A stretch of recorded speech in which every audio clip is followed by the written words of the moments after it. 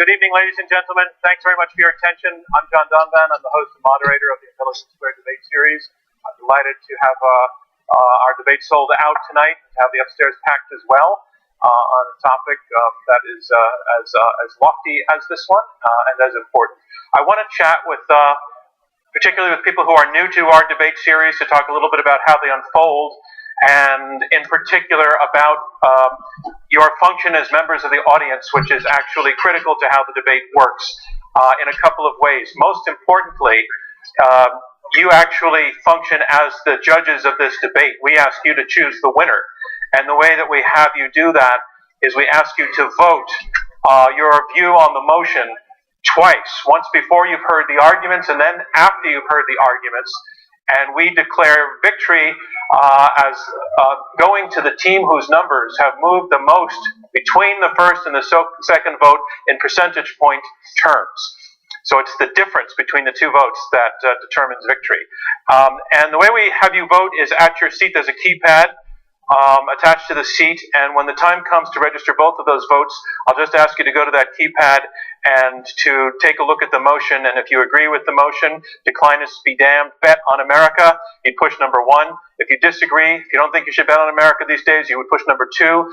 And if you're undecided, which is a perfectly reasonable position to start in, you would push number 3. You can ignore the other keys, they are not live.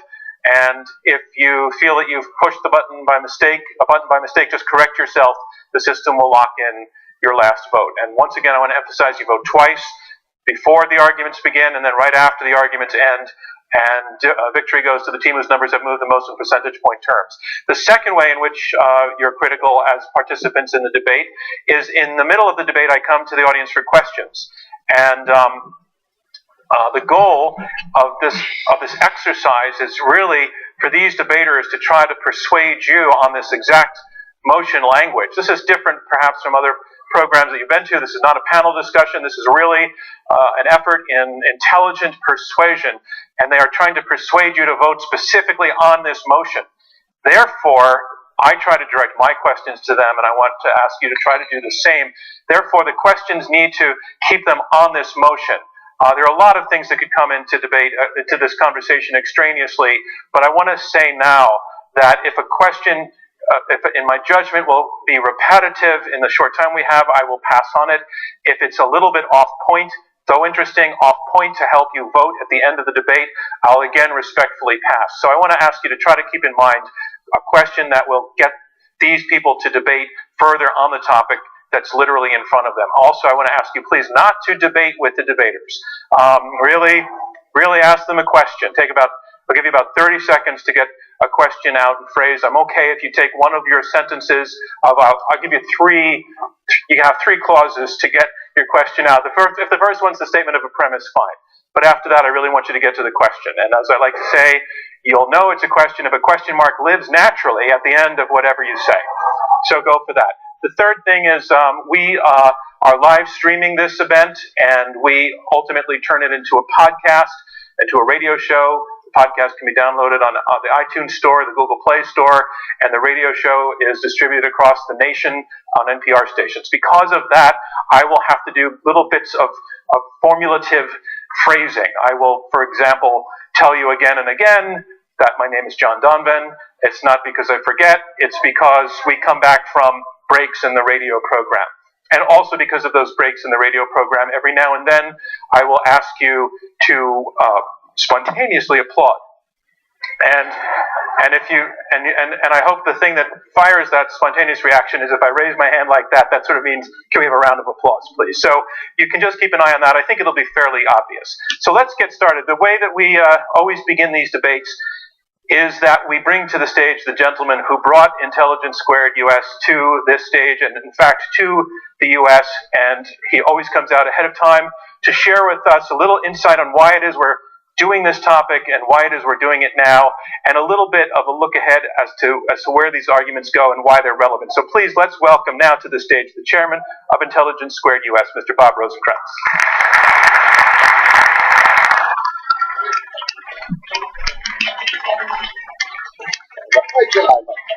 Hi, John. So, Bob, this one, Declinists be damned, bet on America. how did we get to this one? Well, for one thing, it's a very special occasion because I don't know if you said this in your warm-up, but this is our 100th debate. That's amazing. Yeah.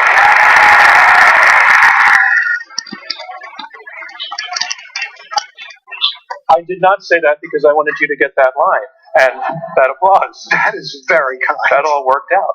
Good. So, but why this topic, Bet on America? Well, it seemed to us really appropriate for our 100th because so many of the debates that we've done over the past 6 years have been on topics that really are central to whether America is a power in decline or a power in the ascendancy. So we've debated topics like higher education. We've debated topics like inner city schools and the role of teachers' unions. We've debated topics on the economy, on income inequality, for example, on foreign policy, on America's proper role in the world, whether it should be the world's policeman or whether it should clip its global wings, to pick the titles of 2 debates. We've talked about healthcare, which is certainly one of the largest public policy challenges that the country faces, income inequality, and so forth. So many of the basic ingredients of whether America is coping well or poorly with the challenges of the 21st century are debates that we've held in the past that have been very exciting, that have engaged a very broad audience. And it seemed like for the 100th, it might be really nice to have something that's so broad that it can encompass a lot of those themes and a lot of those ideas. So this is the meta debate, in a sense. In a sense it is, and we're really proud to be doing it. And something that we've done intentionally in a debate about betting on America is we've made sure that at least half of our panel is not American. Well, that's part of the view of bringing different points of view to the stage. Well, let's welcome our debaters to the stage and thank Bob Rosencrantz for all of this. Thank you, John.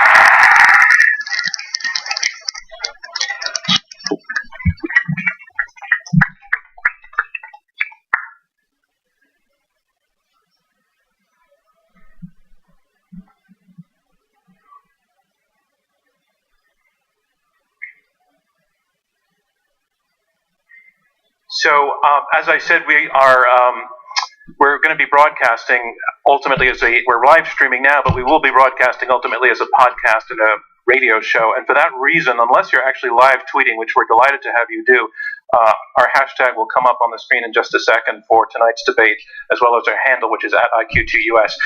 We'd ask that you shut down your phone so that it's not your phone that an NPR listener hears ringing in Idaho several weeks from now. And I just heard my own phone go off in my pocket, so that's what reminded me. So I appreciate that. And again, just to launch the whole thing, I'd like to invite one more round of applause to Bob Rosencrantz, and we'll get started.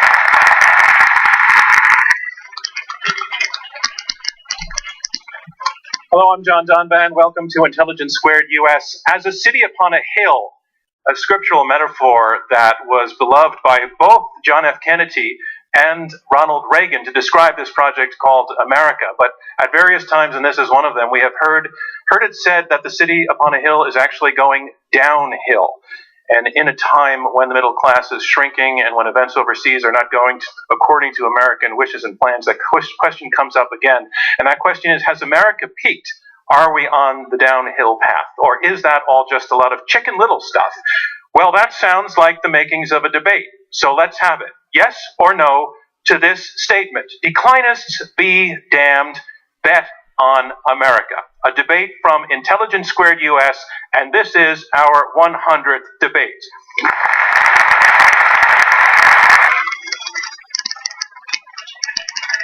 We're at the Kaufman Music Center in New York City. We have 4 superbly qualified debaters. 2 of them are Americans, and 2 of them are honored guests from other lands to argue for and against this motion. Declinists be damned, bet on America. As always, our debate goes in 3 rounds, and then our live audience here in New York votes to choose the winner, and only one side wins. Again, our motion is Declinists be damned, bet on America. Let's meet the team arguing for the motion, arguing to bet on America. Please, ladies and gentlemen, welcome Joseph Jaffe.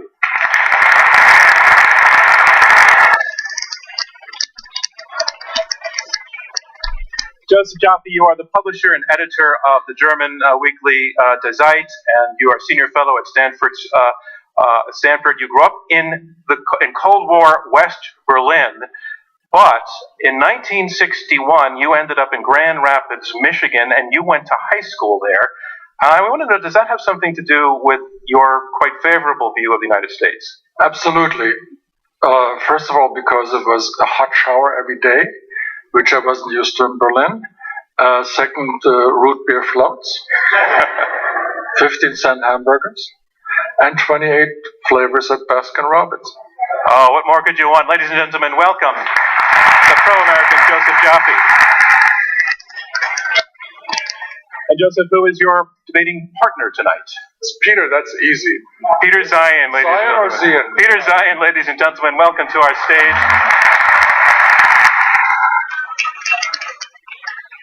Peter, you're also arguing for the motion, Declinists be damned, bet on America. You're a geopolitical strategist. You helped launch the global intelligence company Stratfor, and then you started your own firm. It's called, actually I don't have the name right here. What's the name of it? Zion on Geopolitics. Zion on Geopolitics. And you also wrote the book that I do have, The Accidental Superpower, that superpower being this one, the United States. And in your introduction, you clarified that this book is not about what should happen, but what will happen. And does that mean you're really saying that maybe the U.S. does not deserve its place at the top? Better lucky than good. Okay, that's the team arguing for the motion, bet on America.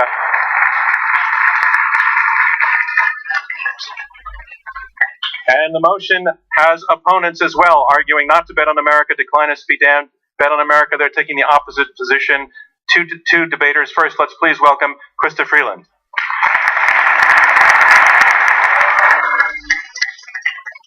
Krista, interesting career and recent career move. You're a journalist. You have worked as U.S. managing editor of the Financial Times, managing editor, director, and editor of Consumer News at Reuters. But in 2013, you left journalism to become a member of Parliament in Canada. You are on the side against this motion, bet on America. I thought Canadians were supposed to be our friends. We are your friends. We love America. And it's the job of a best friend to say, you know what? You need to raise your game a little bit. Thank you, Krista Freeland.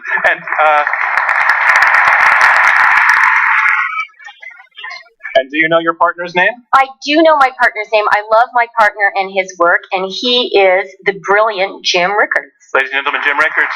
Thank you. Jim, you're also arguing against the motion, Declinists be damned, bet on America. You're a portfolio manager, you're a lawyer, you're an economist, you've written some bestsellers, including The Death of Money. This is interesting. You have also advised the U.S. intelligence community and the Department of Defense on capital markets and strategy and defense of those. Are they as worried as you are about our financial future? They are worried about it, but unfortunately they have very little to say about it. That's left to the Treasury and the Fed. So the people who are most concerned are least involved. Oh, well, that doesn't work out very well. But I guess we'll hear more about that as the debate continues. Ladies and gentlemen, these are our debaters.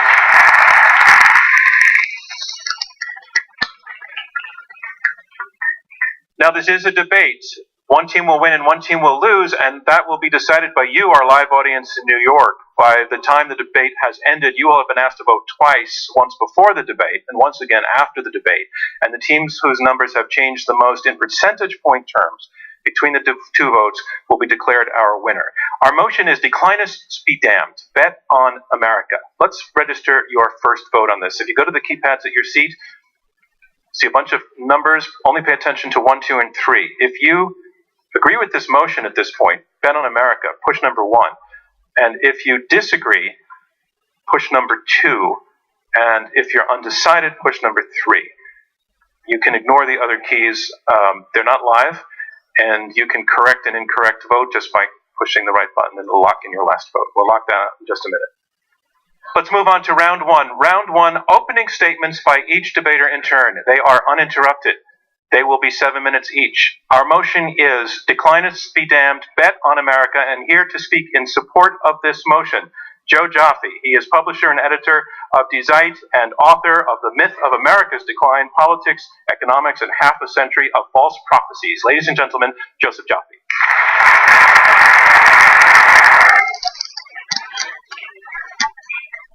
America as a has-been is the oldest story in the book.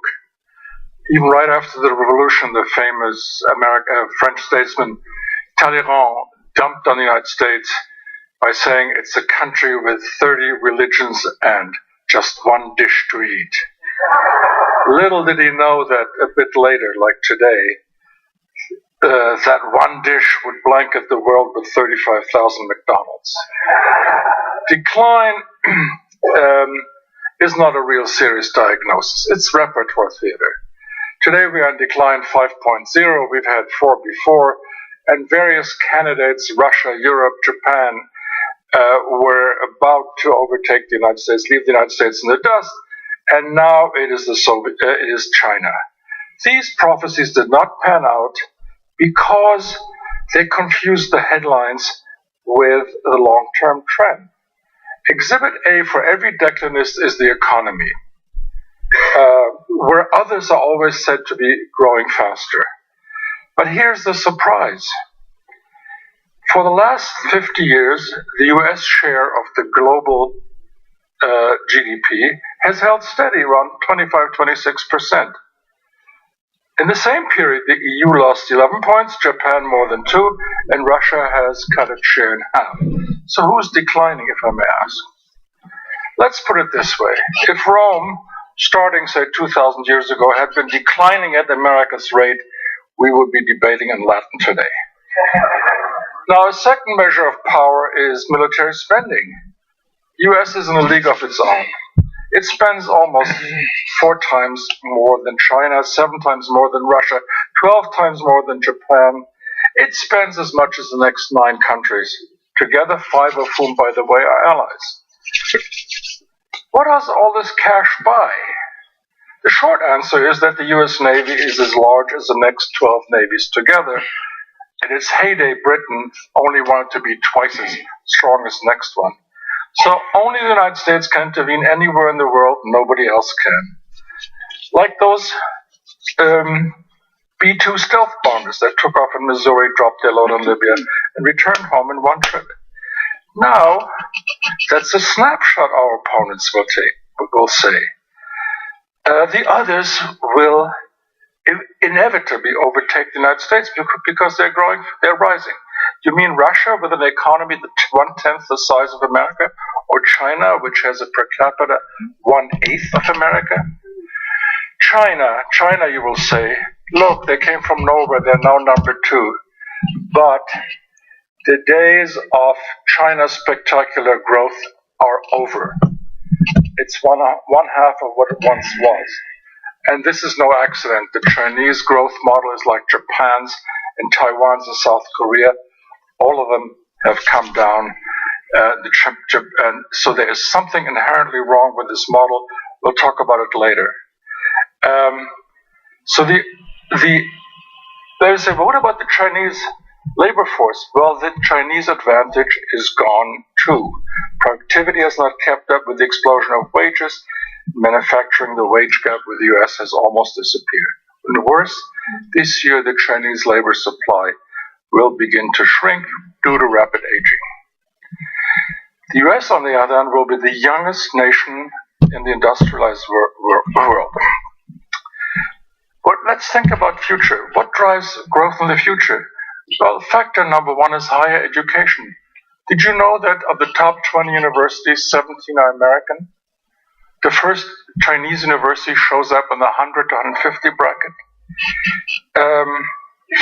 You look at citations in scientific journals. You look at patents. The gap between the U.S. and China is just as wide as the Pacific.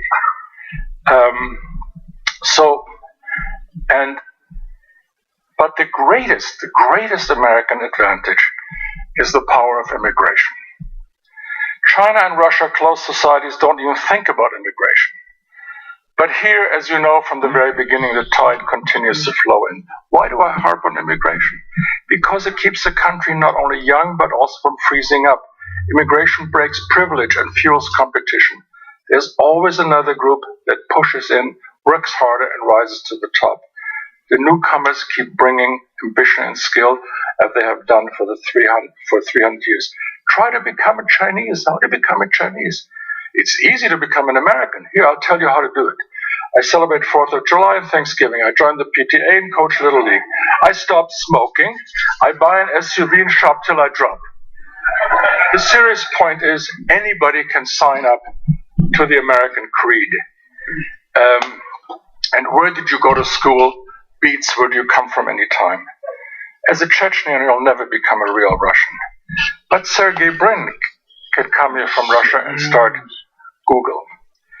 Did you know that 1/2 of Silicon Valley's engineers were born abroad? 2/5 of all startups in the Valley 2 years ago were founded by immigrants. Try that in Vladivostok or Kyoto, or even Madrid. Immigration is the inexhaustible source of rejuvenation, bringing in the world's best and brightest. That's the moral of this tale. Let me end with a surprise confession. I actually like this American obsession with decline. It is part of the country's religion of self-improvement, an offshoot of the prophetic tradition. The Isaiah, beware of sloth, pride, look at your own flaws and keep on hustling. Declinism is the best antidote to decline. But declinism is repertoire theater, like a good scare, like another sequel to Nightmare on Elm Street. Where are Soviet Russia, Europe, Japan today? Where is 15% growth of China? The truth is, only one nation can do in America, and that is America itself. And that's why I like this declinist agitation. It will make sure it won't happen. So, to repeat, if Rome had been going downhill at the American rate, we would be debating in Latin today, like gratias vobis et salve, which means thank you and see you in the next round. Thank you. Thank you, Joe Jaffe. And that's our motion, Declinists be damned, bet on America. And here to argue against the motion, Krista Freeland. She is a member of the Canadian Parliament and author of the book Plutocrats, The Rise of the New Global Super Rich and the Fall of Everyone Else. Ladies and gentlemen, Krista Freeland.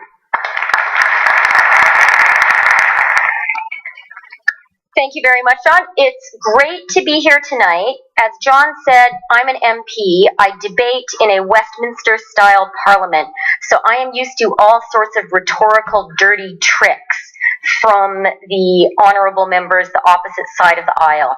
And I wanted to start by warning you about what I thought were going to be the fiendish rhetorical moves tried out by the other guys. So here are the 3 things I want you to beware of and not to be misled by. The first one is, and it's the tough thing about debating our side of this question, that in voting for our side, which is the correct one, you are going to be accused of being insufficiently patriotic, and efforts are going to be made to impugn your love of the United States. Don't fall for that one. The highest form of patriotism is to see clearly what's happening in your country. The second one, which I'm sad to say we've already heard a lot from in Joe's beautiful, eloquent presentation, is what I call the cleanest dirty shirt argument. And this is the defense of the United States, which basically says, okay, we may have our problems, but everybody else is worse. Look at those Europeans, look at those Japanese, look at those Russians, look at those Chinese. We're not debating here, is the U.S. in less trouble than the world's other countries? We're debating, is the U.S. in decline relative to where it has been? And you know what? You guys have a responsibility to be super good. You are the last remaining superpower. We need you to be morally, intellectually, and in terms of world authority, better than everybody else. So just to be a little bit less bad, that's not good enough. So why do we believe, and we say this with real sadness, why do we fear that America is in decline? The first evidence is what's happening internationally. In the Cold War era, and then following the collapse of the Soviet Union, we lived in a time of what you might call the Pax Americana. And as a Canadian, it was a great time. It wasn't just a great time for America, it was a great time for the world. Unfortunately, we're seeing America pulling back. We're seeing that on big issues like climate change. There's lots of kids here. We need to be fixing this for you guys. Where's American global leadership on this issue? We're seeing it in a place like Syria. There was a red line. The red line was crossed. What happened? And we're seeing it most acutely, and this is something I'm just so terrified about, in Russia and Ukraine. Joe pointed out, and he is quite right, the Russian economy is 1/10 the size of the US economy. So how come Putin is getting away with redrawing the borders of Europe? And no one, least of all the United States, the US isn't even at the Minsk peace talks right now. Is that not a superpower in decline? And this is bad news for the whole world, because superpowers, as Bob Kagan wrote very brilliantly, are not allowed to retire. Second argument is your political gridlock. And here,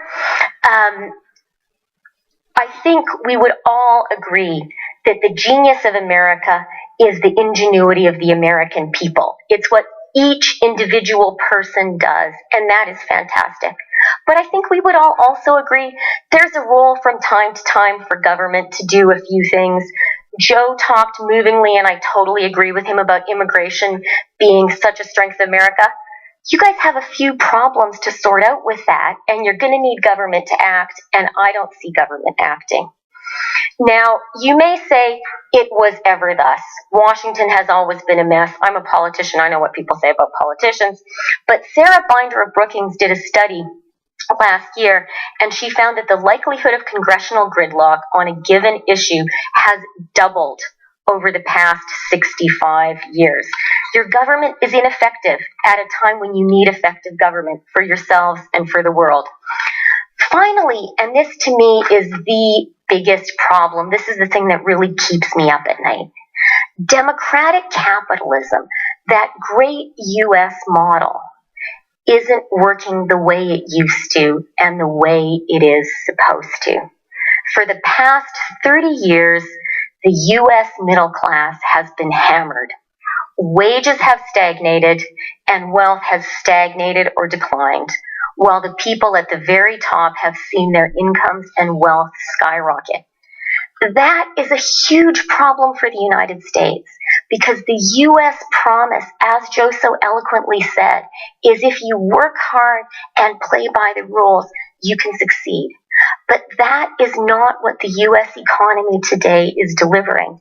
And that's why gridlock is such a problem, because it is going to take a massive, united social effort and really inspired, brilliant leadership to resolve this economic conundrum, which I believe is a challenge comparable to the challenge presented by the Industrial Revolution. Now, you may say to me, well, but isn't this a problem that all the Western industrialized economies face to some degree or another? And I would agree with you. It's a thing we're worried about in Canada too. But this income inequality is worse in the US than in any other Western industrialized country. Your elites are doing better and your middle class is more hammered. Did you know that working men, so men between 20 and 50, the employment rate of men in that group in the US is lower than in France? That's a problem. I want to conclude with a quote. This is from Thomas Jefferson. He wrote, "We have no paupers. The great mass of our population is of laborers. Are rich who can live without labor, either manual or professional, being few, and of moderate wealth. Most of the laboring classes possess property, cultivate their own lands, have families, and from the demand for their labor are entitled to exact from the rich and the competent such prices as enable them to be fed abundantly, clothed, and to raise their families." Krista Freeland, I'm sorry, your time is up. But thank you very much. I'll finish it next time. And a reminder of what's going on. We are halfway through the opening round of this Intelligence Squared U.S. debate. I'm John Donvan. We have 4 debaters, 2 teams of 2, arguing it out over this motion: Declinists be damned, bet on America. You have heard from the first 2 debaters, and now on to the third. Here to argue in support of the motion, Declinists be damned, bet on America, Peter Zeihan. He's a geopolitical strategist, and he is author of the book The Accidental Superpower, The Next Generation of American Preeminence, and the Coming Global Disorder. Ladies and gentlemen, Peter Zeihan.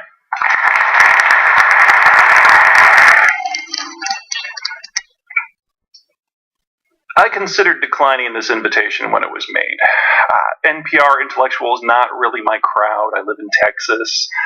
But then I realized that the word damn was in the proposition, so I'd be allowed to swear on NPR. A lot. So here I am. But enough about my hopes and dreams. Let's talk about you. Where are my boomers? People born 1946 to 1964. Come on, hands up. Yeah. You guys are freaking army. You're the largest generation you need to tell the radio audience how many people put hands up. Oh, it's like a third of the total. Okay. And we got a lot of youngsters up top. So, it's a swarm. Most of your consumption, however, is behind you. Your kids have left home. The house is paid for. You're at the height of your tax-paying experience, which means that the government's like, I'll take some of that, and then I'll take some more. Today's budget battles, that's the start of our debate about figuring out not how to pay things with your money, but about how to pay your retirement without your money. Something to look forward to. Which sucks for this next group. Where am I, Gen X? Oh, we're all here. Yeah, we're the smallest generation as a percentage of the population. So very soon it will be up to us, all 11 of us, to pay for 75 million retiring boomers. Taxes are going to be awful, but it's not quite as bad as it seems. Because while the boomers are so convinced that they're so special, there's actually a boomer class globally that, relative to the population, is about 20% larger than it is here. So yes, we do have a boomer donkulous tax bill just around the corner, but it's actually considerably less than what everyone else is going to have to pay. So, not exactly hope, but, Schadenfreude. And then there's Gen Y. Gen Y folks, the millennials. A few of you showed up tonight, that's great. Your age group does the consuming. Kids, houses, cars, pot. It's spend. Your purchases, especially the pot, by the way, are why the economy is doing so well right now. Because of you, because of your bulk, the United States is going to be the youngest developed country in the world in just 4 years, younger than China. And in 15 years, when you have matured, and I use that term in the loosest possible way, you will swarm into the tax-paying class with a fervor that Gen X just could have never matched. And Gen X will be settling into the TARDIS-like space that the boomers will be vacating. And America's 20-year effort to digest the boomer demography will finally be over. Now, as an Xer, it really pains me to say this, but you Gen Yers are special. Because there are no German Ys, or Japanese Ys, or Italian or Canadian Ys. It's as if the entire developed world forgot how to have kids around 1975. And I think we've all traveled enough to know they got the basics down. This combination, a bigger global boomer cadre, but no global Y cadre, spells disaster. Consumer activity and tax income will shrink every single year. Retiree costs will increase every single year. It's a deflationary spiral with no escape, and it will happen everywhere but the United States. And that's the good news. Let's talk about the bad news. Let's talk about trade. The idea that you can trade with a country a quarter or a third halfway around the world, that's a very strange idea. Until recently, major countries used their navies to protect trade between their colonies and their mainland. You didn't trade with your neighbor if you could avoid it, because you never knew when someone might throw a war and you lose access to everything. These separate imperial systems clashed, and those clashes culminated in World War II. Now, at the end of that war, the United States forced all its allies to sit down, and we imposed a new economic system upon the world. We call it free trade. We told them they didn't need navies. We would patrol the global oceans and allow them to send whatever they wanted anywhere to anyone at any time. In addition, we would open our market, the only consumer market to survive the war, so they could export their ways back to affluence. In exchange, there was one demand. This alliance would fight the Cold War our way. You heard that right. We bribed up an alliance to take on the Soviets. And it worked. Free trade created the free world. Europe united, Japan rebuilt, China modernized. The global population tripled. Global GDP increased by a factor of 10. 1/3 of the Chinese and Italian GDP export-driven. The EU, ASEAN, the Chinese Communist Party, all of that would have been impossible without the safe and reliable access to the global oceans and the US market. Which leads us to the world's most inconvenient truth. The United States didn't create free trade as an economic plan, but as a strategic gambit. We don't use free trade's economic features. Our exports, 9% of GDP, the lowest in the world by a significant margin. We are the least integrated country out there. America's economy and future are not dependent upon the global system. It's the global system that is predicated upon America's willingness to sublimate its market and its military in order to fight a war that ended a generation ago. That is not a safe bet. I mean, really, have you met Americans? We kind of shoot from the hip. The world is now dependent upon our mood. And even should we stick to our Prozac regimen, the majority of the world's boomers will still retire around 2020, which just as surely will trigger a Great Depression if we're lucky. There are many other reasons similarly inevitable why the U.S. will remain the global superpower well beyond our lifetimes. The shale revolution has pushed North America within 2 million barrels per day of outright oil independence, and we now have the lowest electricity prices non-subsidized in the world. The U.S. is home to nearly half of global consumer spending, double that of the combined BRICS.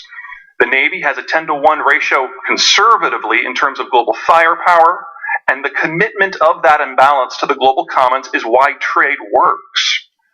And the dollar is the sole denomination for every commodity in every country, especially for those export-driven rivals who are utterly dependent upon free seas and open markets. So when you think of the U.S., it doesn't matter if you feel a swelling pride, a loathing, or a resigned sigh. Your conclusion is as singular as it is clear. Bet on America. Declinists be damned. Thank you, Peter Zion. And that is our motion. Declinists be damned. Bet on America. And here to argue against that motion, Jim Rickards. He is Chief Global Strategist at the West Shore Funds and author of The Death of Money, The Coming Collapse of the International Monetary System. Ladies and gentlemen, Jim Rickards.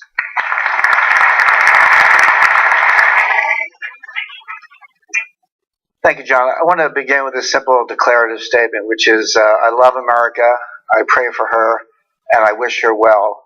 And it's precisely for that reason that I'm here arguing this side, because when you love your country and you see it in decline, when you see a disaster coming, it's your duty really to stand up and say that. And I appreciate the opportunity to talk about that tonight. The second thing I want to say is that almost everything, practically everything our opponents said is correct.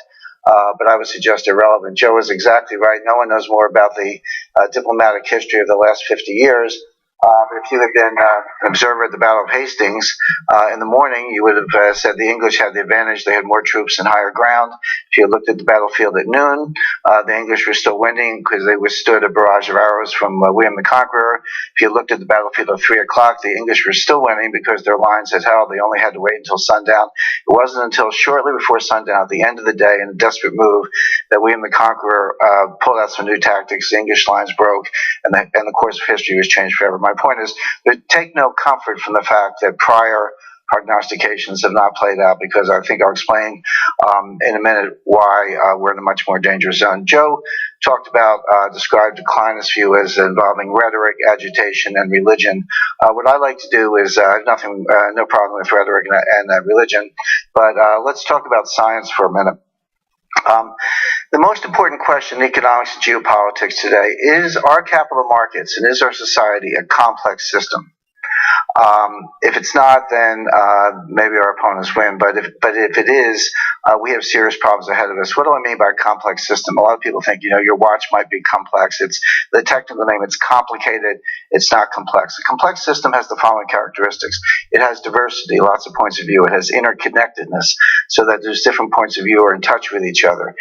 It has communication, so you're communicating, you're transacting, you're interacting with each other. And finally, it has adaptability, which is other people's behavior affects your behavior. So those are the four defining characteristics of a complex system. There's no question.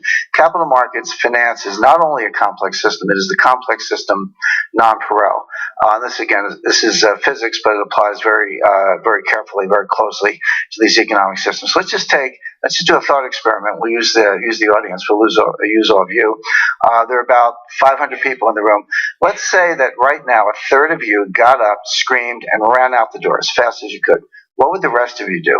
I dare say you'd be right behind them. You wouldn't know what was up. You would say, well, they know something I don't. The place is on fire. There's a bomb scare. I'm not going to stay around to find out. I'm right behind them. Let's say a third of you were particularly nervous. You're more nervous than the rest. For you, it would only take 20 people jumping up, screaming, running out the door, and you would be right behind them. Let's say there are 20 of us who are the most nervous of all, very much on edge. And for you, it would only take 5 people standing up, screaming, running up the door, and you would be right behind them. How many people do I have to persuade to empty the whole place, to cause a panic, to cause this whole place to run out the door? The answer is 5 people. Because if 5 people run, 20 more will run. If 20 run, a third run. If a third run, the whole audience runs. I like to say when it comes to the collapse of the dollar, Paul Krugman will be the last guy to leave the room, but that's his problem. But the point is, what I just described is a technical name for it, hypersynchronous icing model, but the point is, that's a cascade. That's how complex systems operate. It takes very small changes in initial conditions to completely, catastrophically change the outcome. What kind of complex system do we have right now? We have got more debt than we had in 2008. You all remember 2008, too big to fail? Well, the biggest banks in 2008 are bigger today. They have a larger concentration of their total financial assets. Derivatives books are bigger. In a complex system, when you increase the scale, and that's what I'm talking about, the risk goes up exponentially. So let's say I increase the derivatives books, I triple the derivatives books of the major banks. How much did the risk go up? Well, if you ask Jamie Dimon, he would say, very little, because it's long, short, it all pairs off, you net it down, it's a tiny little amount. If you ask my 84-year-old mom, she might use intuition and say, well, if you triple the system, maybe you triple the risk. The correct answer in a complex system, it's an exponential function. If you triple the scale of the system, you've increased the risk by a factor of 100 or 1,000. You've made it much more dangerous, and I just showed you how it takes a very small change in the initial conditions to cause the entire thing to collapse.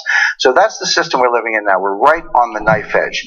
Very small perturbations, very small changes could cause a catastrophic financial collapse. And I'm not talking about the kind of long, slow, gradual decline that Joe is expert on. Peter, no one knows more about the sort of geography of geopolitics than Peter. But what we're talking about in the world today, we're not talking about an amphibious invasion on the beaches of New Jersey or Long Island. Peter's analysis might have been certainly pertinent in 1860, probably as late as 1960. Admiral Rogers, who's the head of the United States Cyber Command, said the next war will be in cyberspace. And my only quibble with Admiral Rogers is that war has already begun. We're in a cyber war with Russia right now. In 2010, it was disclosed Russian intelligence had penetrated the NASDAQ market operating system with an attack virus. These are not hackers trying to get your credit card numbers. This is the military intelligence unit getting in the operating system of our second largest stock market. In August 2013, NASDAQ was closed for half a day. We've never been offered an explanation as to what happened there. I want to suggest if the explanation was an attack, there would be good reason not to tell us, because it would panic investors, start those people running out of the theater exactly as I described. So this is the situation we're living in today. One last point. What's the R&D budget for fire? How much did it cost to invent fire? The answer is zero. The R&D budget was somebody had a bright idea someday, maybe they saw some lightning, who knows what, but they invented fire. What's the payoff to humanity from the invention of fire? Incalculable. What was the R&D budget for the Boeing 787, the Dreamliner? It's $32 billion. What was the improvement? Well, I've flown on a 787. I can't tell the difference. It looks like it's like a 767 or a 777. The point is, this is characteristics of complex systems. You get to a point where you have larger and larger inputs for no payoff. Fire was free, huge benefit. Boeing spent $32 billion on new airline. Very hard to see if there's any benefit at all. How are we paying for this? We're printing the money. We're using derivatives. We're creating a dynamically unstable system. It would take very little to cause it to collapse almost overnight. Thank you. Thank you, Jim Rickards. And that concludes round one of this Intelligence Squared U.S. debate, where our motion is Declinists be damned, bet on America. And remember how you voted before the debate, before the arguments began. We're going to have you vote again after closing statements. And once again, the team whose numbers have changed the most from the first to the second vote will be declared our winner. Now on to round two. Round two is where the debaters address one another in turn and take questions from me and you in the live audience. Our motion is this: Declinists be damned, bet on America. We have two teams arguing for and against. The team arguing for, Joe Jaffe and Peter Zion, have said we've heard this whole declinist thing before. It always turns out to be exaggerated, that in fact the long-term trends are very much in America's favor. Strongest GDP, its military is supreme without any near rival. Other countries that might be rivals just don't have the advantages of the U.S., which include access to new talent through immigration, the fact of our education standards, our demographics, which mean that our population will soon be younger than almost any population in the rest of the developed world. We're on our way to energy independence. The dollar is supreme. That things just couldn't really be better. A very optimistic scenario. The team arguing against the motion, Krista Freeland and Jim Rickards, much more pessimistic, while saying that they argue that with sadness, but that to point out the flaws in the system is in itself an act of patriotism. But they say that the system is very fragile, that we're at a state where government is essentially ineffective at a time when capitalism is not working the way it's supposed to be, and the middle class is losing out with no way to get out of the rut that it's in, that the immigration argument is a good one, but that we haven't sorted out how we're going to do it, and that economically the conditions are in place for a dangerous and quick and overnight collapse given the level of debt, which is greater and in more mysterious places than ever before, not to mention that we are very vulnerable in issues of cyber attack. It sounds to me that there are areas in which the two of you agree on some of the basics. For example, the relative strengths and weaknesses internationally between the United States and some of its rivals. But where you appear to disagree, I would say, is on this notion of whether the team arguing against the motion, arguing not to bet on America, is really portraying a situation in which there's a rot at the core of things, that there's this fragility that over time is going to undermine much of the American dream. And I want to take that argument to the side arguing for the motion to get specific. Peter Zion, your opponent, Krista Freeland, argued that the American middle class is really just in a corner that it can't get out of, both because of the way things are running economically and because of political gridlock. That in itself is the reason that they can argue right now not to bet on America, because of the critical role that the American middle class has played in building America. What's your response to that? Well, actually, the data doesn't support that, but it's my debate partner that is in command of the data on that topic, so I think I'll punt that one to the right here. Okay, Joe Jaffe, do you want to take that? We've heard this number about the declining middle class for a long time. I don't think it has anything to do with the issue whether the country as such is declining. But let's just go with the issue of equality. The way to measure inequality is not by anecdote, but by something called the Gini coefficient, which measures inequality around the world. And lo and behold, you'll be surprised. Once you take into account taxes and transfers, the United States has a Gini coefficient of 0.37. Total inequality will be 1, 0 will be no inequality. The great state of Canada has a Gini coefficient of 0.34. The great state of Germany, the model of the welfare state, 0.35. Italy, almost 0.4. So, if you want to talk inequality, talk the right numbers. Do not talk anecdotes and repeat what you read every other day in the New York Times. Let me bring it. Just to address the. You want to see? Okay. Sure, just the Gini coefficient point. Joe said that was after you take into account taxes and transfers. It's a little like saying it's a nice day except for the 3 feet of snow. The problem is if you include taxes and transfers, this is moving very strongly in the direction of a government-run society. So yes, with taxes and transfers, without them, our Gini coefficient is worse than Mexico. And I grew up, Mexico was a classic oligarchical society. But not taking into account taxes and transfers, we're actually worse than Mexico. That's how bad things are. You can't argue both sides. Either you talk inequality or inequality. If inequality comes down by government action, isn't that what the welfare state is all about? No, let me. Christopher. So. It is a truth universally acknowledged, including, I am sure, by you, Joe, that what we have seen over the past 30 years is an increase in inequality in the United States, a huge increase in the share of income taken by the top 1% and 0.1%, and a stagnation of incomes and wealth of people in the middle. Now, I warned you guys he would use the cleanest dirty shirt argument and say, well, yeah, but it's bad all over. In this case, America isn't the cleanest dirty shirt on the stagnant middle class. It is a problem for everybody. I completely agree with that. But it is, hang on, Joe. It is a particular problem for the United States for 2 reasons. The first is we collectively, I'm very passionate about this because figuring out how to make the technology revolution 21st century economy work for the middle class, I think, is the biggest challenge of our generation. And for the Western world to figure it out, we're going to need a strong American lead, and we're going to need America to accept that this is a problem. Let's let Joe Jaffe respond. Let me respond? Yes.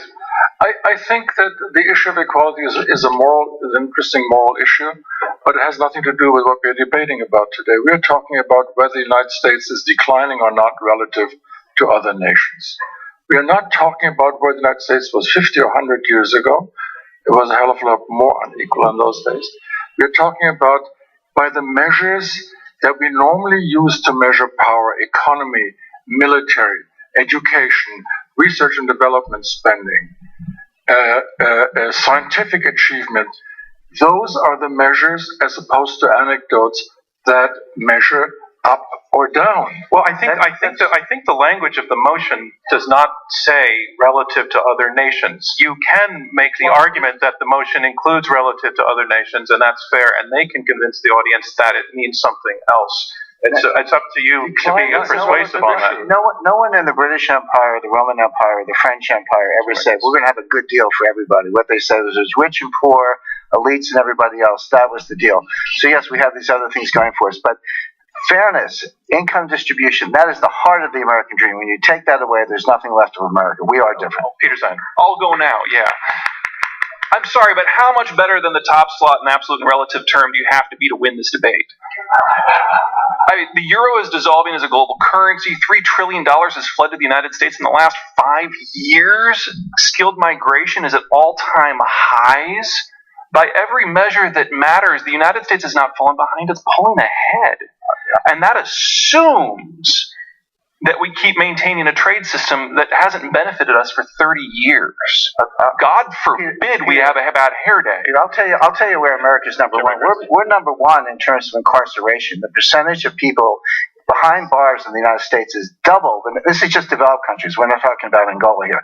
Just the OECD members, the developed countries. America's number one. Number two are our friends Chile, who have less than half that rate. Turkey's number 10. Remember Midnight Express? They only have 1/4 of the incarceration rate. So we are number one in incarceration, which is a major dysfunction in society. Turkey has more journalists in jail than any other country in the world that I know of. Let me just say something about decline. I think decline is a relative issue. It's not an absolute issue. I am taller or fatter or thinner than you are. Just say that I'm tall or fat or thin is not a very interesting issue unless I compare myself to others. Well, let's take a moment for Christopher Freeland to respond to that. Is it a relative issue? You said in your opening statement you're comparing it to what we used to be at some point in time. But why is their measurement not valid relative to other nations? Couple of reasons. First of all, I think America rightly measures itself not against Turkey. Is America supposed to be proud it imprisons fewer journalists than Turkey? I'm sorry. No, hey Joe, I didn't interrupt you. So that's really not good enough. America really is the city on the hill, and America needs to measure itself against itself. I'm arguing decline on two main points. One, America is failing Americans. And this is not about some, namby-pamby, NPR-ish, ethical, moral point. This is about saying the middle class is falling behind. And you talked, Peter, movingly about Generation Y. If we talk to the Generation Y people here, there are no good jobs for Generation Y. Generation Y is being Uberized and TaskRabbit-ized. And that is the problem. Let's let Peter Zeinrich. And Generation Y knows it. Before you do that, Peter, I just want to point out that in celebration of our 100th anniversary, NPR has some executives in the audience joining us tonight.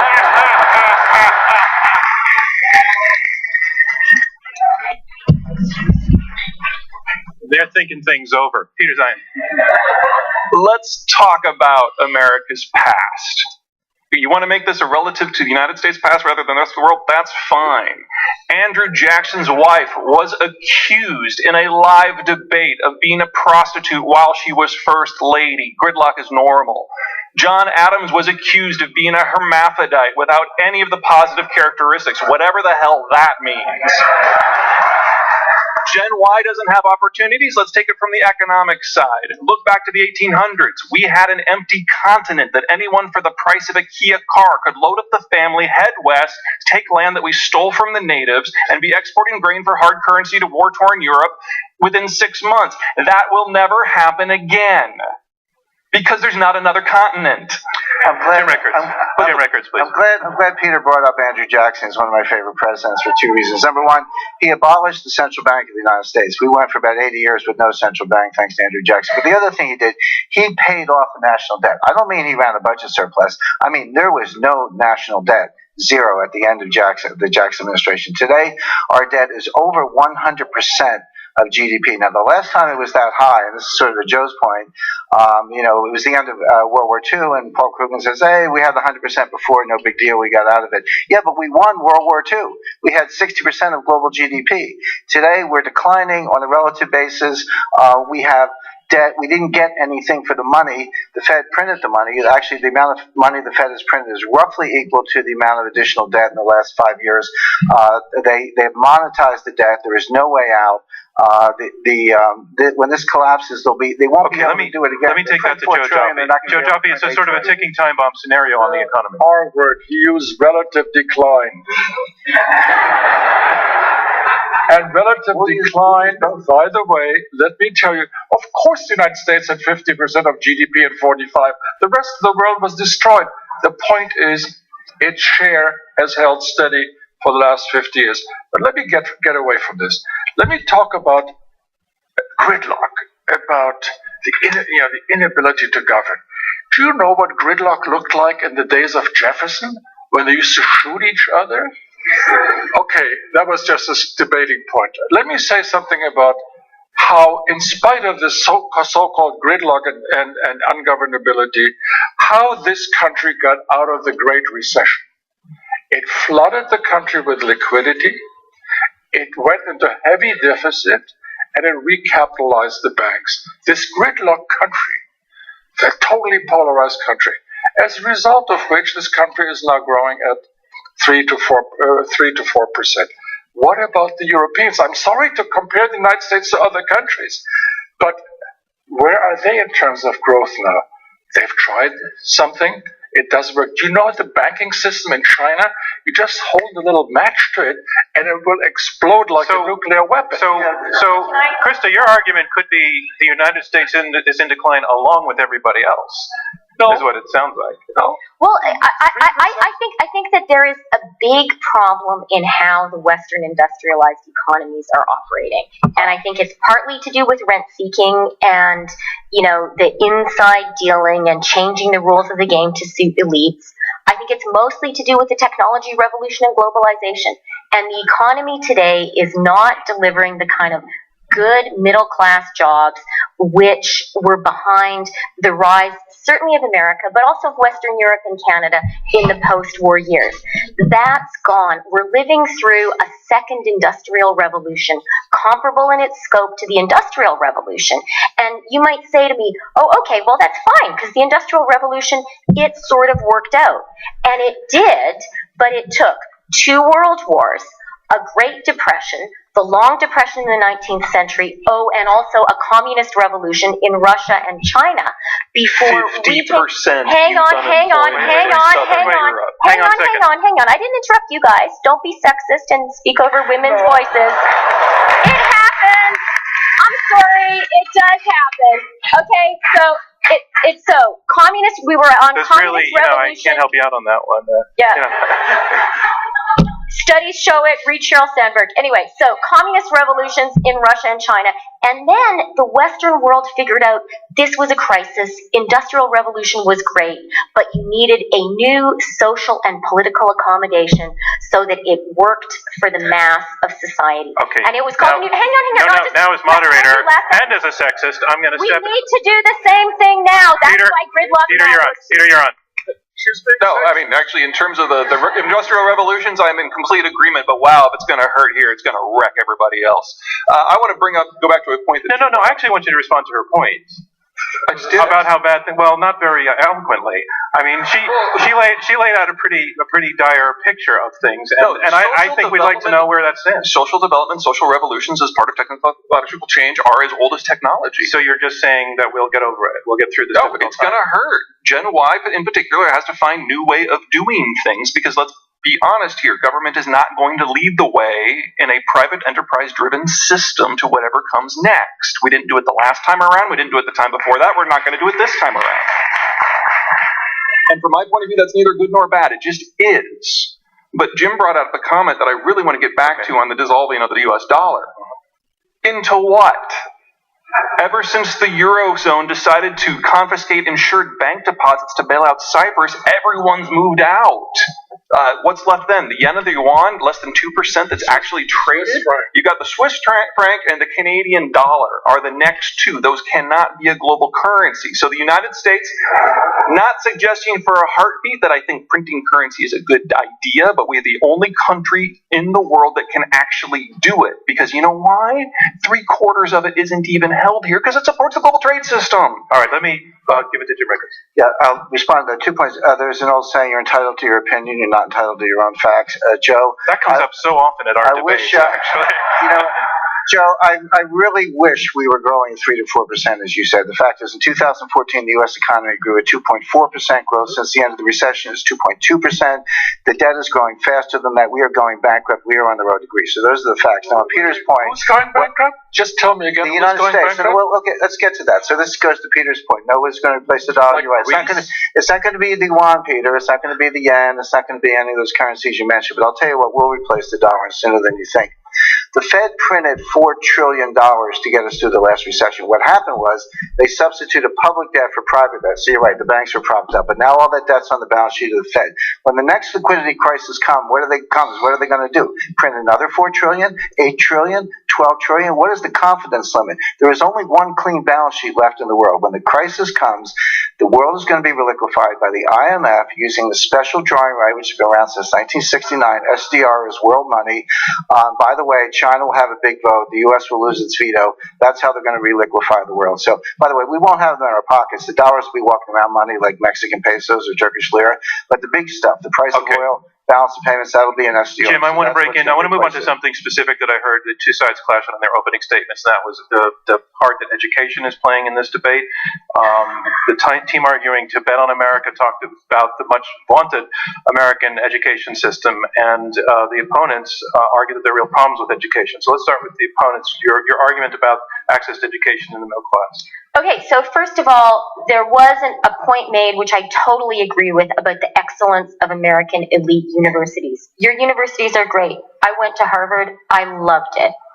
The problem with American education is it is a symptom of this wider problem of the hollowed out middle class. American education isn't delivering to the people at the bottom and the middle. And that's, everyone in this room is going to agree with that. It's whether you're on the right or the left, that's the case. And in a winner-take-all economy, which is today's high-tech economy, that means that social opportunity is being blocked too. Did you pay your way at Harvard? No, I got scholarships. Aha. From the province of Alberta. Let me give you a number. 60. Thank you, Sandy McTaggart. 60% of the so-called elite universities, 60% of the students are getting scholarships in one way or another.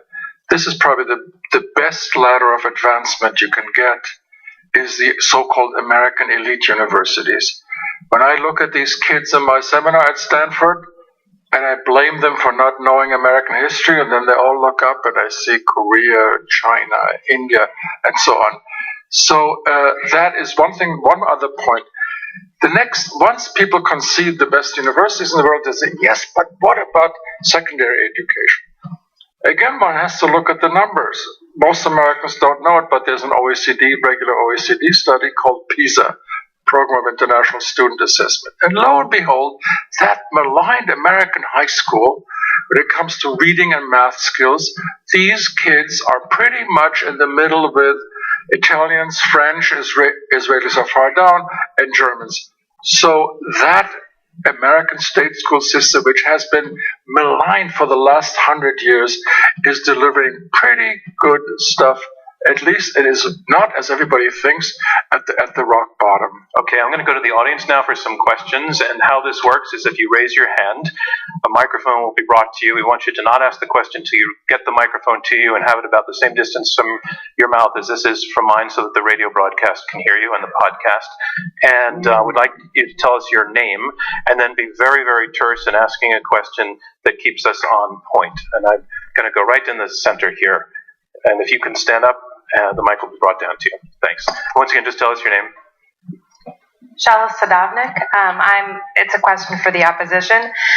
Why does it matter that there is inequality if even the lowest are better off? So if everyone has moved up, why does the inequality matter? Okay, great question. Who would like to take that? Yeah, I'll take it. Christopher. 2 reasons. First of all, biggest problem is the middle is stagnant, both on income and on wealth. And employment is a real, those good jobs for the middle class are vanishing.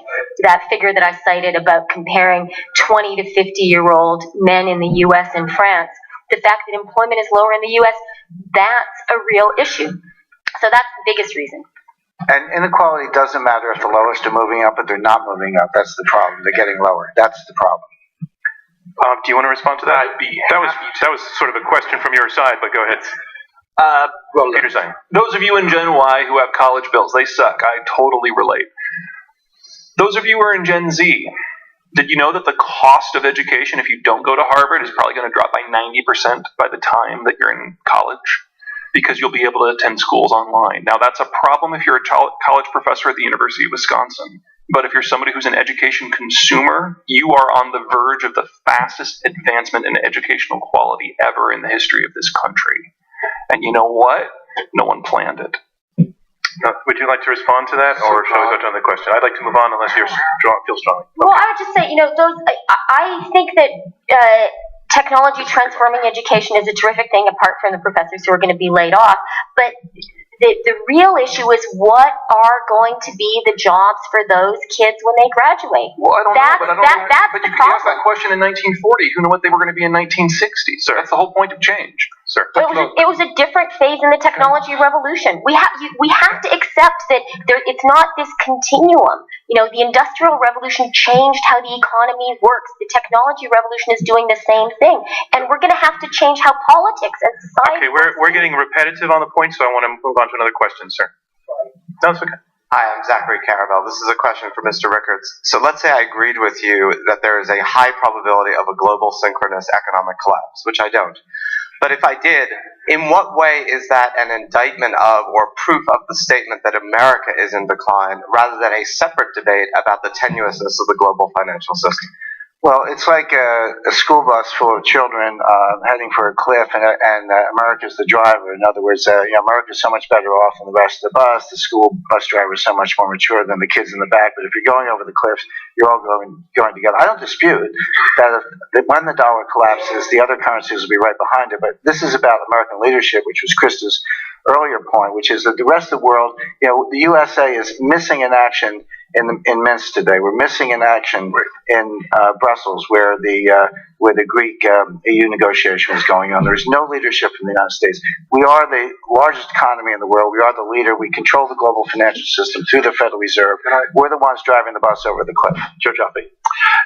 Let me again try to bring this back to the issue of the debate. You can't prove the point about decline versus non-decline by anecdotes. Now let's take the so-called withdrawal of the United States from the global arena, which, by the way, is not exactly a liberal kind of critique, but more from the right. But it's true that under Obama, this country has withdrawn, whether it's Minsk or Brussels or Pinsk or whatever. Do you guys know where Pinsk is? No. I do. But wait.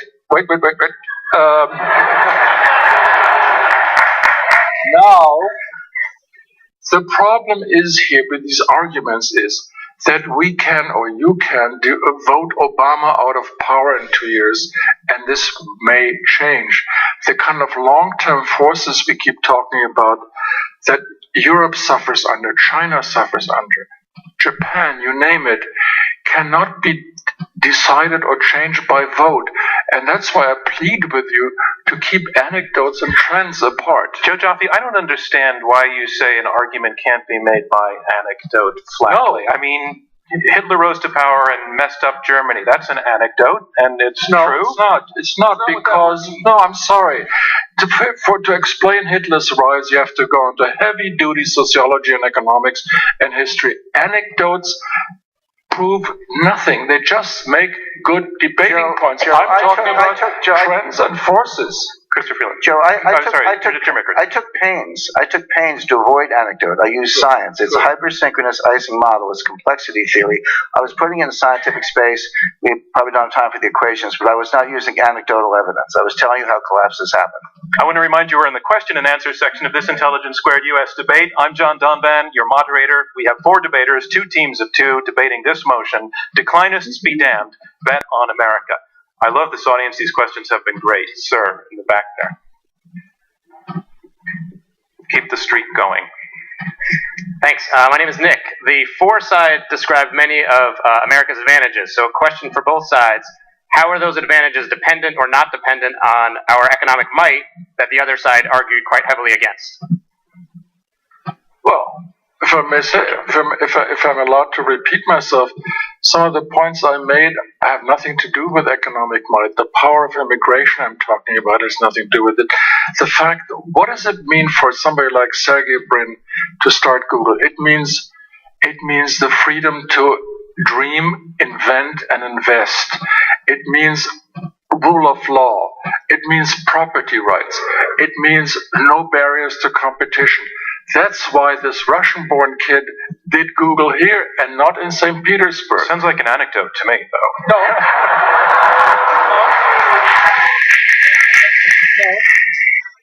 The anecdote made a very important point, but when I talk about the rule of law, that's not an anecdote. Okay, let's let the other side respond. That was an excellent question. And it gives me a chance to make a point that I really wanted to make around the immigration and demographics arguments.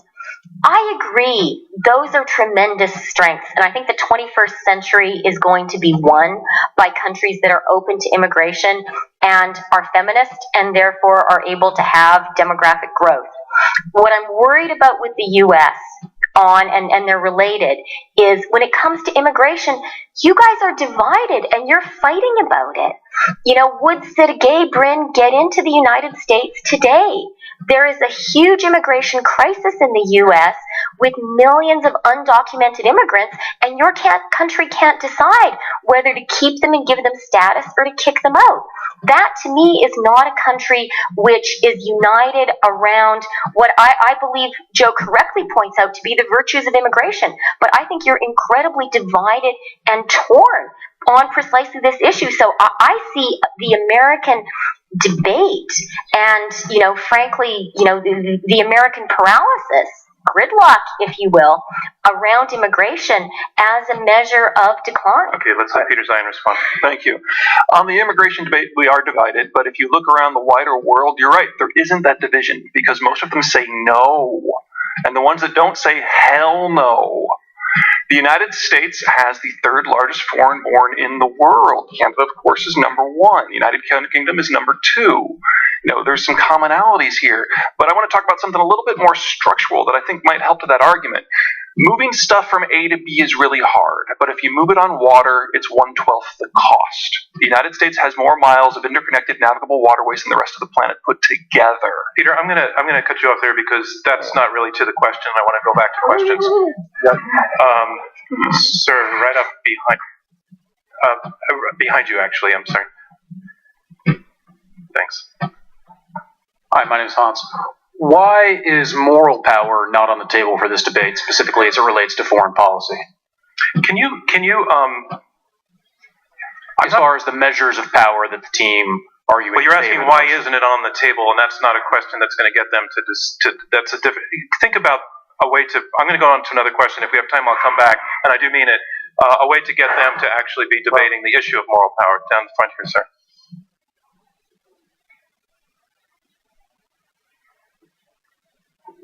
John Tierney, I've got a question for the opposition for Ms. Freeland. The economy tends to grow faster in times when you have divided government in Washington. So my question is, what's the problem with gridlock?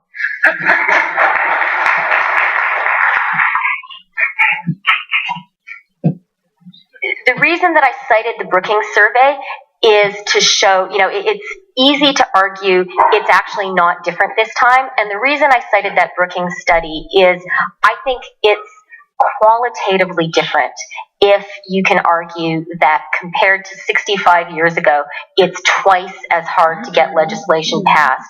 This is not a sort of healthy, divided government where the parties are coming together and making deals. This is a government where you're actually voting to stop funding the government. Is that how an adult country runs itself? Would the other side like to respond? Yeah. Sir, do you want to try again? Did you want to give another shot at the moral question? If not, I'll pass on. I'll answer, John. Oh, I'm sorry. I actually wanted to give the other side a chance, unless you strongly feel so. Would you like to respond to that point? Well, we're not an adult country. We're a young country. Are we making mistakes? Yeah. Do we make the most of our gifts? Of course not. But how much better than everybody else have to be? Let me bring it back to Jim Ricketts. I left the moral part of it out of the argument because I was trying to do some less obvious things. A country that celebrates the degradation of 50 Shades of Grey is way past the point of decadence. Have you seen, I'm going to pass on it. Have you seen the hit that this movie has made in Europe? Right down in front here. It's relative decline, Joe. Dana, how are we on time? Okay, right down in front here. Hi, this is for the pro team. It seems to me, for the motion, bet on for America. the motion, it seems to me, and I could be wrong, that many of the world indexes today still rank the U.S. as 23rd or below most industrialized nations in pretty significant markers of quality of life, including infant mortality rates, homicide, which in the USVI, for example, is about 1% higher than Syria right now, literacy, healthcare markers, science and math test rankings. So my question to you is, how do you factor that in to the argument that the U.S. in large measure has not been in a state of decline, if not disgrace, for some time? Look, you want disgrace, you can have disgrace. But you can have the disgrace. I mean, some of the numbers that you mentioned are right. Homicide, by the way, homicide in this country has gone down enormously since the 90s, but that won't convince you. Infant mortality high, we can explain it, but that's not the point. The point is, what kind of standards are you setting here? Wait, but Joe, No, why I'm sorry, isn't that I'm the sorry. point? But why isn't that the point? No, And wait. you need to explain that. No, I don't. You can't see, simply assert what you No. say are the standards here. You need to explain to her why her standards don't have You're relevance. taking sides. I'm sorry, you're taking No, I'm sides. asking to preserve the I'm integrity of the taking debate sides. here. She No, asked a fair question, and I- I'm asking you to explain, and rather than dismiss her standards, No. please tell her why her standards are I not was relevant. going to talk about it, but you interrupted me. All right. That's true, I did. And you keep interrupting us. Anyway, It's my job. I can set any kind of standard which no country, no person can live up to. Does the United States have flaws? Of course it has flaws. It had tons of flaws. But it has nothing to do, this is not an issue, this is a moral issue which this country must fight and wrestle with, but it has nothing to do with the issue of decline or not decline. This is moral failure, but not a power failure. And we are talking about decline is about power and not about going to church. Okay, you did answer my question. Sir, in the back there.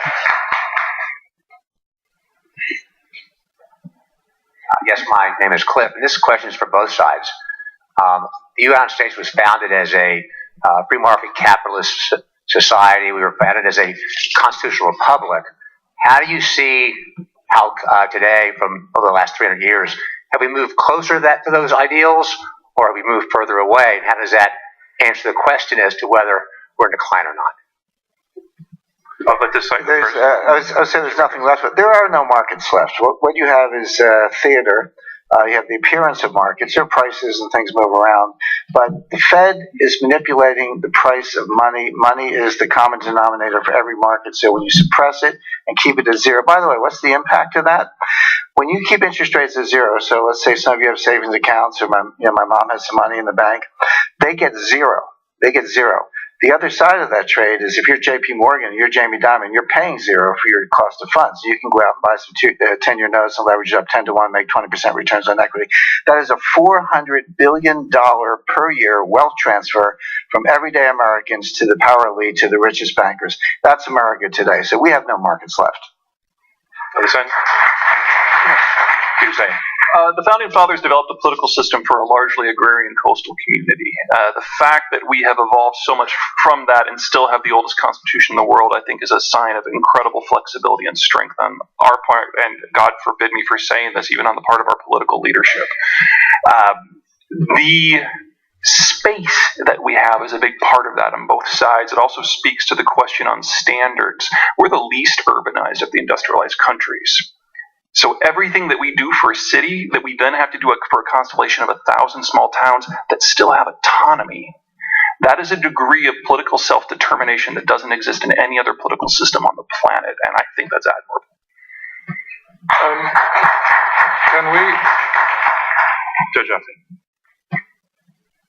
Can we compare the United States with the United States?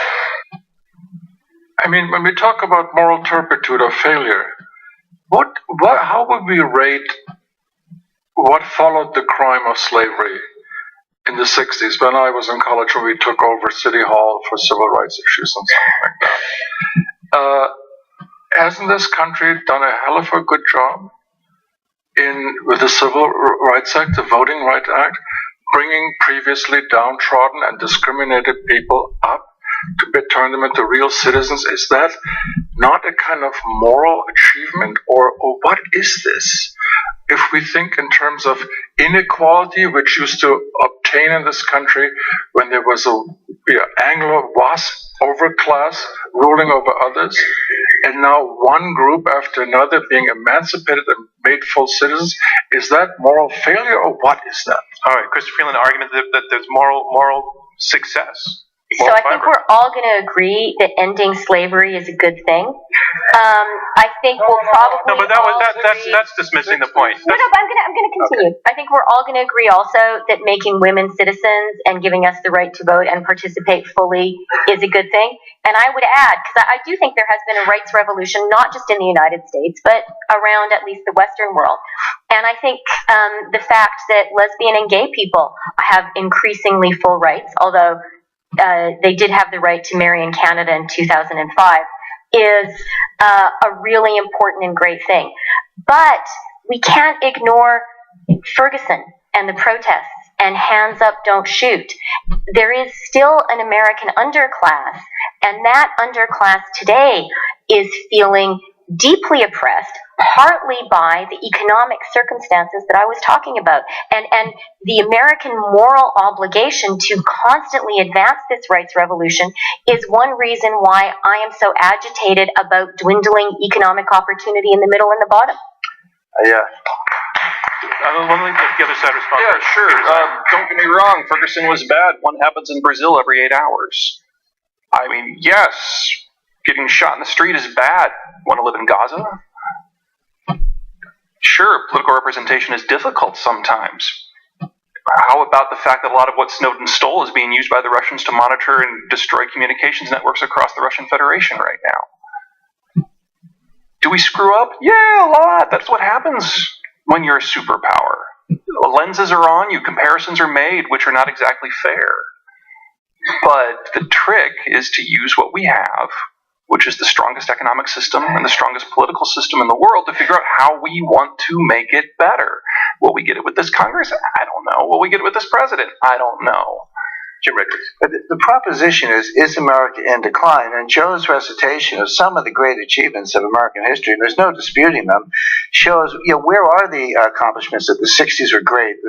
Many great things happened in American history. Where are they today? That's precisely the point. Those best days, those highest aspirations, America is a city on a hill. That's what's behind us. That's why we're in decline. We don't have anything to compare to that. And that concludes round 2 of this Intelligence Squared U.S. debate, where our motion is Declinists be damned, bet on America. And please remember how you voted before the debate. After closing statements, which will be brief, we'll have you vote a second time, and then we will present you with the results. On to round 3. Closing statements by each debater in turn. They will be 2 minutes each. Our motion is this: Declinists be damned, bet on America. And here to summarize his position in support of the motion, Joe Joffe, senior fellow at Stanford and editor-publisher of Device. Okay. A lot of our debate reminds me of the story about Socrates being asked on the Agora, Socrates, how is your wife? And he says, compared to what? And let me repeat this again. When we talk about decline, we are talking about comparison. And we are talking also, if you wish, about progress, how we compare America then with America now.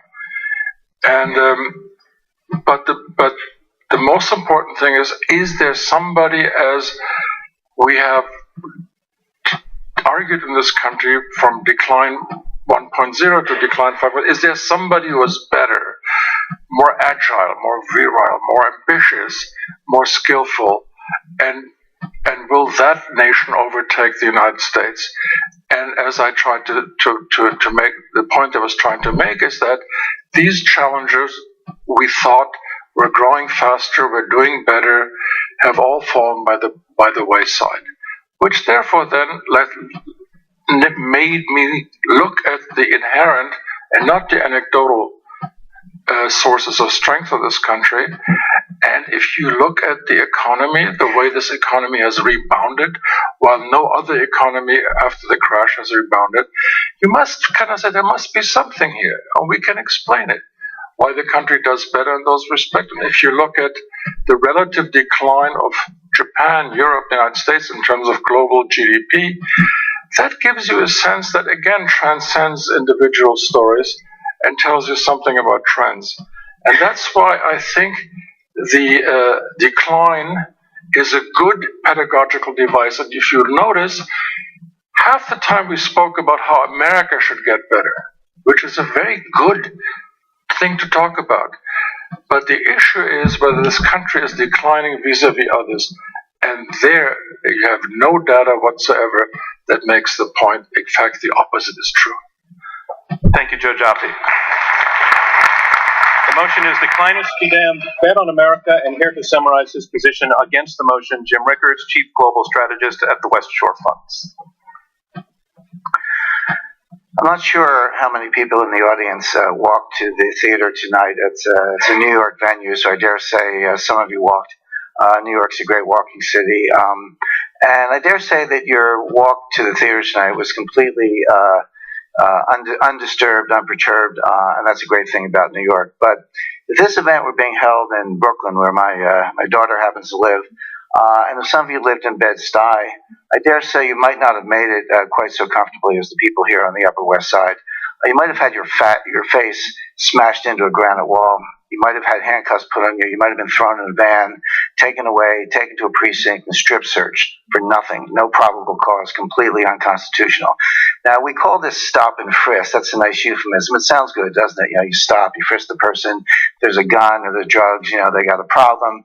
If there's no gun, just let them go on their way. It may be unconstitutional, but we're sort of okay with that because, after all, we don't like guns. But that's not what happens. That's not what most of the people experience. They actually have this, I think smash and strip would be a better description of stop and frisk. So that's what's going on in the city of New York. Now, also in the city of New York, a few miles away, you have the most corrupt enterprise in history called J.P. Morgan and its fellow banks, Citibank, Goldman Sachs, Morgan Stanley. These companies have paid over $30 billion in fines, penalties, restitution, and compliance costs in the last 4 years. And new cases are coming out every day. There was a new case in the New York Times yesterday about foreign exchange manipulation, another one I saw today. Not one single executive of any of these banks has gone to jail. Not one has even been indicted. There hasn't been a trial. And as long as America is a country where innocent bystanders are getting smashed and stripped and bankers are being left alone, America is a country in decline. Thank you, Jim Rickard. That is the motion, Declinists be damned, bet on America. And here to summarize his position supporting the motion, Peter Zeihan, geopolitical strategist and author of The Accidental Superpower. Never underestimate the ability of the Americans to panic, learn the wrong lessons, and wreck everything. Sputnik, beeping aluminum grapefruit. We were ahead in metallurgy, electronics, even rocketry. Sputnik fell out of the sky 3 weeks later. Vanguard 1, our first satellite, still up there. As a result of our panic attack, we refabricated everything about our educational and scientific system. We coasted on that for 2 generations. Vietnam, we lost a post-colonial war to a rice producer. It wasn't our colony, we didn't lose a single ally, and we were the world's largest rice exporter at the time. As part of our overreaction to Vietnam, we have crossed what was then information technology with weapons, so we would never have to fight at arm's length again. We got everything from cruise missiles to cell phones out of that. Japanophobia. We became convinced in the 1980s that we had lost our position as a superpower, not would, had, to a country with less usable land than Massachusetts, who we were occupying at the time. Wall Street forced a corporate reckoning that generated the biggest burst of capital that we've ever seen. We are reliably our own worst enemy, but we are also reliably our own best motivators. You want to talk about the next crisis that we're likely to cause? Look at the aftermath of 9/11. We now have pre-positioned military forces on either side of every significant trade and energy artery on the planet. We are one waking up on the wrong side of bed away from perhaps precipitating the worst economic and military catastrophe this world has ever known. And it's one that we would be largely immune to. So, Declinists be damned. Bet against America if you will, but do so at your own risk. The record just doesn't hold. I urge you to support the motion. Thank you, Peter Zeihan. That is the motion, Declinists be damned, bet on America. And here to summarize her position supporting this motion, Krista Freeland, Member of Parliament in Canada. My mother was born in a displaced persons camp, which you would probably call a refugee camp in Germany. Her family was fleeing the Soviet invasion of Ukraine during the Second World War. And so it was a particular personal pleasure for me to start my career as a reporter in 1991 in the Soviet Union as it fell apart. I was in Ukraine when it voted for independence. I was in Belarus when Yeltsin, Kravchuk, and Shushkevich signed the document that dissolved the USSR. And I thought then, as I think many people did, that that was going to be the beginning of an era when even more people around the world could enjoy capitalist democracy, this thing created by many countries, but particularly represented and led by the United States. Instead, where are we today? Today, as we speak, an irredentist Russia has actually annexed, made part of Russia part of Ukraine. And instead of opposing this, some of these great rising democracies, Brazil, India, are actually on Russia's side because they don't want the US to be a bully in the world. So the world needs an America which is strong enough to assume moral and political leadership, whose middle class feels it has so many opportunities at home, it has the strength and the will to share those with the world. If we can't hang together like that, surely we will hang singly. Now, we've heard from Peter and Joe that America sometimes screws up, but then it comes to its senses, changes course, and gets it right. I'm arguing this side because I think in a lot of ways, America needs to change course. Denial is not a strategy.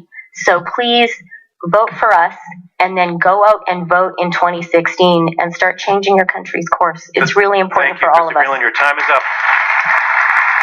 And that concludes our closing statements. And now it's time to learn which side you feel has argued the best. We're going to ask you again to go to the keypads at your seats and take a look at this motion. Declinists be damned. Bet on America. If you agree with this motion, push number 1. If you disagree, push number 2.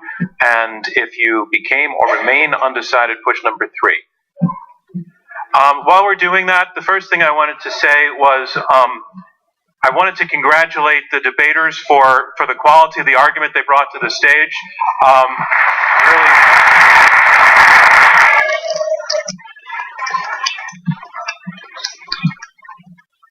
And the questions were also terrific tonight. Even the question that, as you saw, the moral question was picked up by one of the debaters. So thank you to everybody who asked a question as well tonight. So on this occasion of our 100th debate, I'd like to thank our first-time and long-time audience members for coming tonight. We have a number of former Intelligence Squared debaters who are with us today, so you've probably seen them here in the past as well. We have members of our board and our advisory council, and to all of our friends, the generous supporters who make these debates possible. I just want to say thank you after 100 of these things for bringing this whole enterprise together.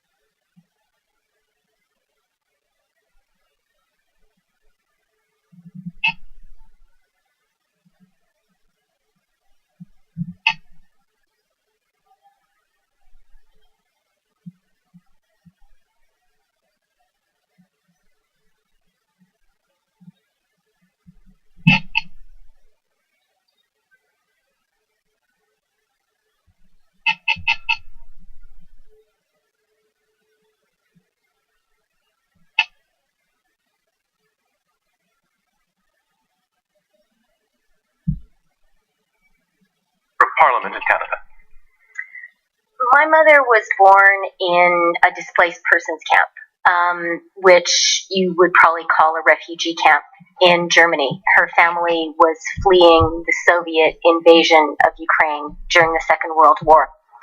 And so it was a particular personal pleasure for me to start my career as a reporter in 1991 in the Soviet Union as it fell apart. I was in Ukraine when it voted for independence. I was in Belarus when Yeltsin, Kravchuk, and Shushkevich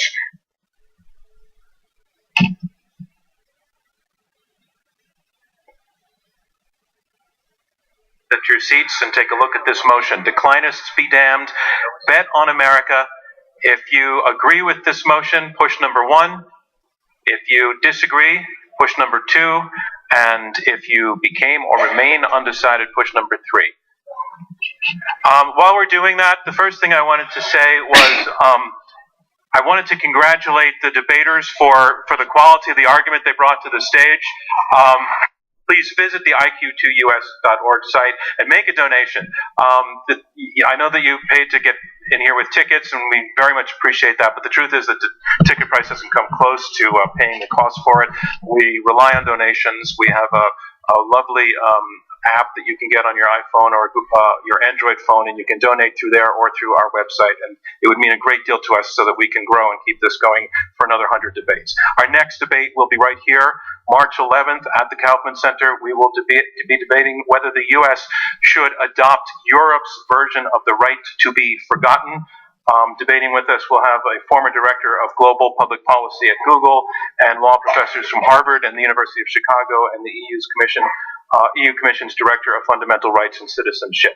And before that, on Tuesday, February 24th, we're going to be holding a debate in Washington, D.C. at George Washington University. The motion will be, liberals do not tolerate intellectual diversity on campus.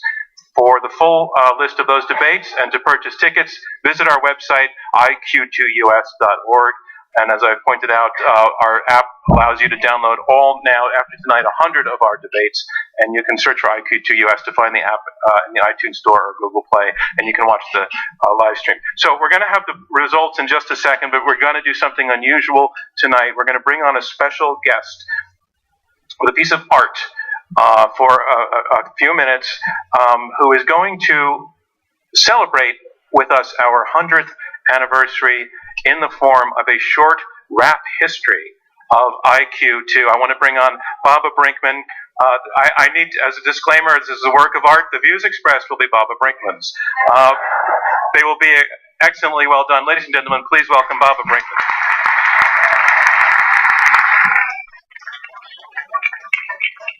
What do you do when you've had 100 debates besides hire a Canadian rapper to try to summarize them in 4 minutes, right? Alright, welcome to the gladiator pit, where blood is entirely metaphorically shed with razor wit.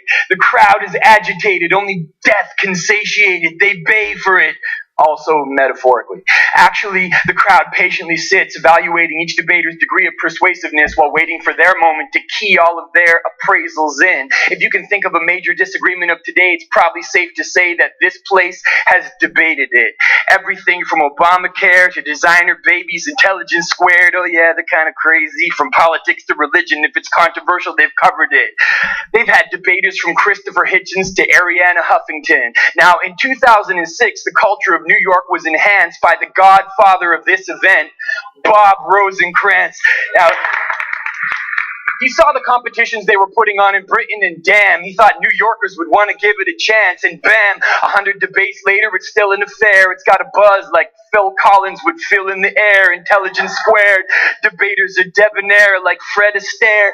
Peter Singer was here peddling unpopular fare, advocating for euthanasia and rationing end-of-life care. Robert Reich persuaded a crowd such as yourselves to tax millionaires, but Karl Rove won his debate, so it's not just liberals in here. The proposition was George W., the worst president in 50 years? Debatable. Michael Crichton stood on this stage to deny climate change, followed by hurricanes in New Orleans. Along came the waves, and now Michael Crichton is rolling over in his grave. If you want to debate, you came to the right place. Even the titles are designed to get a rise and make us irate. Things like millennials don't stand a chance. Spy on me. I'd rather be safe. Hey, legalize drugs. Don't eat anything with a face. Some of the titles are provocative and some are just odd. The U.S. drone program is fatally flawed. Men, by the way, are finished. Wait, how about this one? Science refutes God. Dinesh D'Souza disputed that and got indicted for fraud. See, most of the debate titles are actually pretty safe, straightforward and safe, except the hydraulic fracturing one. They called it No Fracking Way. So how come the other debate titles don't get a pun? This was Declinists be damned, but I bet I could think of a better one, like you gotta know when to hold 'em, know when to fold 'em, know when to walk away from America, know when to run. See, I don't know if betting against America is a rational choice or if it's just a feeling, but if it's just a feeling, then it's one that's shared by many, such as myself and Krista Freeland. And I would have included you as well, Peter, but your last name isn't pronounced Zealand, so I had to move faster. I don't know whether it's really going to happen. Like, betting on America for me doesn't seem hard, because I am a Canadian right here applying for a green card. See, or maybe the other side will carry it off. I mean, here's a Canadian stealing an American's job. But either way, look, this place is no stranger to controversies. Ayaan Hirsi Ali debated mercilessly. 3 out of 4 people would have said that Islam is a religion of peace. But when that little infidel had finished her piece, well, then after that, 55% disagreed. Booyah! Your grandmother's benefits, they were defended by Howard Dean.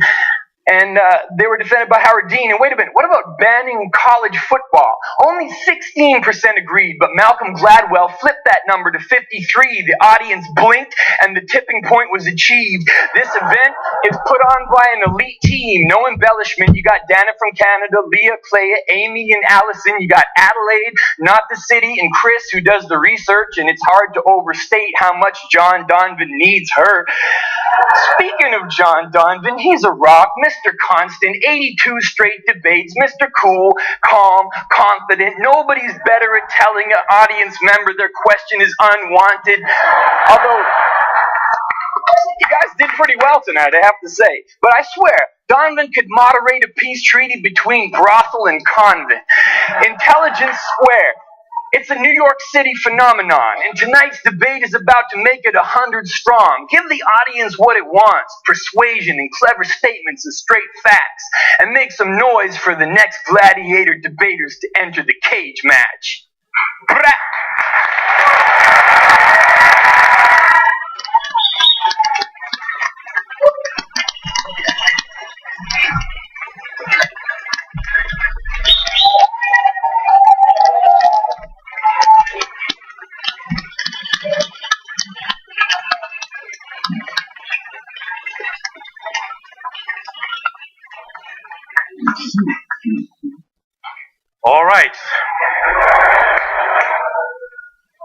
All right.